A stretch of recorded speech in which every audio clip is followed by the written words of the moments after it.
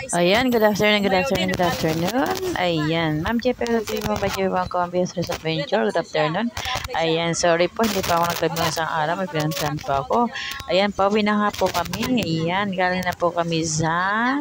Siyempre, saan nga ba galing? Doon po kami galing sa My Times. Kasi sumabit yung kasama niya eh. Ayan, salamat po sa inyo, Ma'am JP, Ma'am Beatrice, Ma'am Banji Bangko. Thank you so much po. Salamat po. Ayan. Ano na nga lang po kami, nag-e-trike na lang po kami, nag-arc na po kami ng e-trike. Tapos kasi po, traffic. Mahaba po yung traffic. Ayan, mula po sa My Times, ayan, galing po doon sa loob ng, may ano, ayan, hanggang palabas po, sobra ang dami ng sasakyan. Hindi na po kayo mag-ano. Ayan po, mayroon po, makikita mo dyan sobra. Kung makita lang yung sa short video ko, sobrang daming tao. Diyos ko, mga dalawang lip lang. Sabi ni Maria, na ako doon. Ang ganda doon. Thank you po. Salamat po sa inyo. Sa lahat po na nagsusupport po sa aking mga videos. Sa lahat po na nagsusupport po ng aking mga videos, mga live. Thank you po. Yan, dyan na po mula. PMMS po yan. Dyan po nag-aral dati yung anak ko dyan. Yan po naman pa naka-uniform PMMS.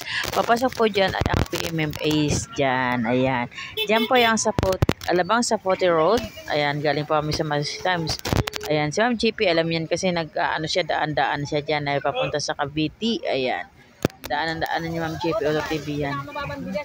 Ayan. Yan po ang dati po ay mini-stop, ngayon po pinalitan na po, binili po na yung Uncle Juan. Thank you po, salamat po yan. PMMS po yan, papunta na po yan sa may Moonwalk Market. Ayan, maya makikita nyo po yan. Basta yung kaya yung kanto na yun po ay ang papunta sa PMMS kung saan nag-aral po yung anak ko noon. Nung nag-aral pa po siya ng kanyang siman. Sabi nila, daw. Sa bagay, yung Niripak lang daw yan. Inayos lang daw. Ilan lang daw ng sako. Kasi baka masilip ko. sabi nung matanda.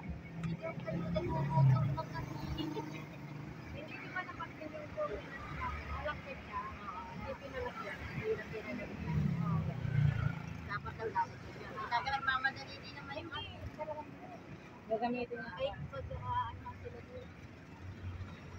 Ano yan? Gagamitin niya. Wala pa siya ulitin na yan.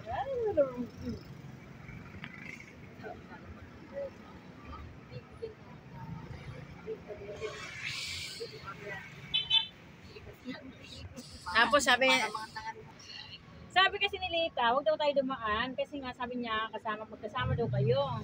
Sabi ko, di sige. akala ko naman, pagkaintindi ko, magkasama kayo ni Kuya. Kaya di kami dumaan sa inyo. Ang nangyari, merong kakilala sila eh.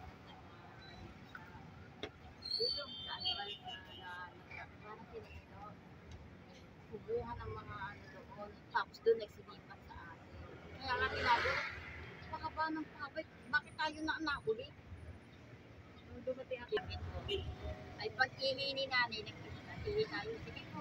Ay, hindi ako pumila sa nung makita ko mga masabi ng babae, doon pang kuha na lang ako ng form. Hindi na lang, babae si Sir. Kasi yung iba, hindi na bibigay.